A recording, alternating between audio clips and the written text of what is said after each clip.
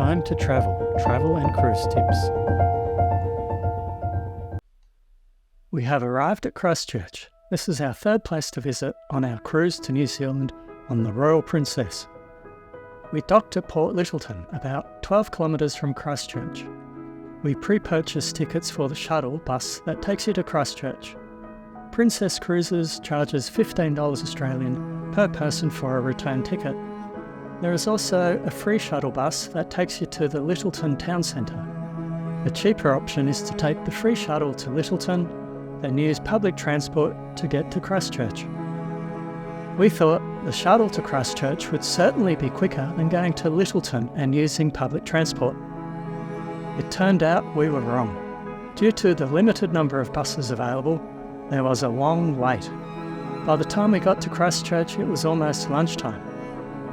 As fewer people would have chosen the free shuttle to Lyttelton, we may have been able to get to Christchurch earlier if we chose to go to Lyttelton. The shuttle bus dropped us off at the Bridge of Remembrance in the Christchurch CBD. We saw a number of workers wearing an eyesight uniform, assisting tourists. So if you're not sure where to go, you can easily get help, which is really good. We first visited the Botanic Gardens. The entry is free. At the entrance, a historic water fountain caught my eyes. It is an Edwardian-style water fountain decorated with dolphins, herons, lily leaves and foliage. I later learnt it is called the Peacock Fountain. I was a bit puzzled as I hadn't seen any peacocks. But here is some interesting history about the fountain. In 1905, wealthy businessman John Thomas Peacock left a generous bequest to the Christchurch Beautifying Society for the purpose of beautifying the reserves and the garden in the city. The society decided to use the money to purchase a fountain for the Botanic Gardens. After being erected in 1911, the fountain received mixed opinions. It was then moved to a different spot before being put in storage in 1949 due to ongoing maintenance issues. With public support for the fountain's restoration in the Botanic Gardens in the 80s and 90s, the Peacock Fountain was refurbished and reinstalled at its present location, near Ralston Avenue entrance to the gardens in 1996. Many volunteers contributed to its restoration. Now the fountain has become an integral part of the Botanic Gardens. The Botanic Gardens are stunning. I read it was founded in 1863 with the planting of just one English oak tree. The gardens have now grown to an elegantly cultivated 21-hectare park. There are more than 10 different gardens. Unfortunately, we didn't have time to see them all, but I saw many amazingly big trees and expansive lawns. Even though we saw lots of people at the entrance, maybe due to the size of the area, it was very peaceful inside. The weather was perfect. It was such a lovely stroll in the gardens, and there were so many places to stop and enjoy the birds and the beautiful surroundings.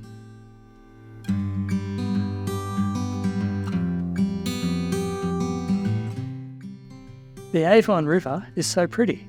It runs through the Christchurch city centre.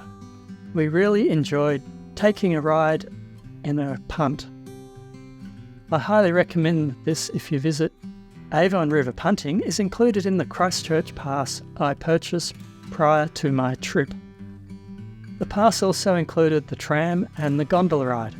It can be easily purchased online.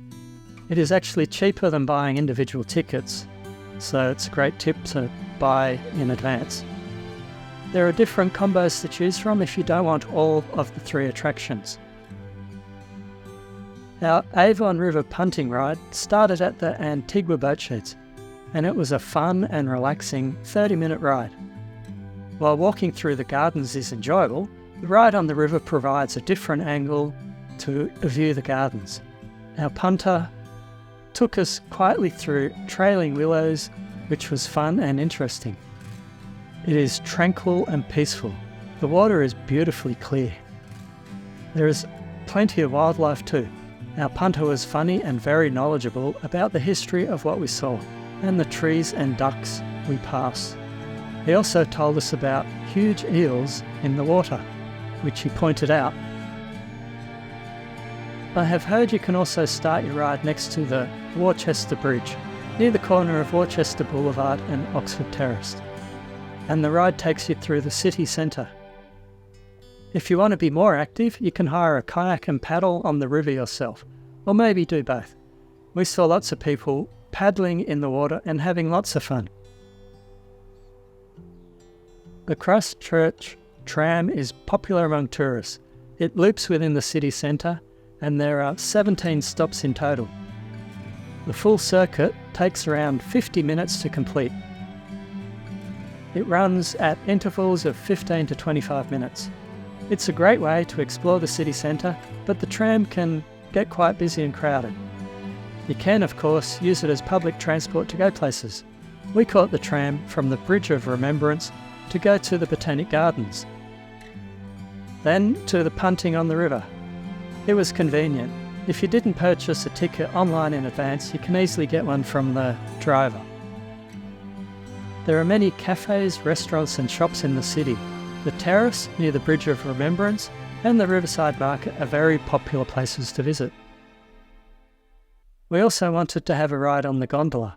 It is a 15-minute drive from Christchurch to the gondola base station. I have heard it offers stunning 360-degree views of Christchurch and Lyttelton. My plan was to catch a gondola shuttle bus from Christchurch CBD. However, as we got to Christchurch quite late, we didn't quite have enough time to go to the gondola, which was very disappointing. Before Christchurch, we visited Dunedin on our cruise to New Zealand. You can watch this video to see the interesting places to visit in Dunedin, including the world's steepest street. Enjoy and thanks for watching, and don't forget to subscribe.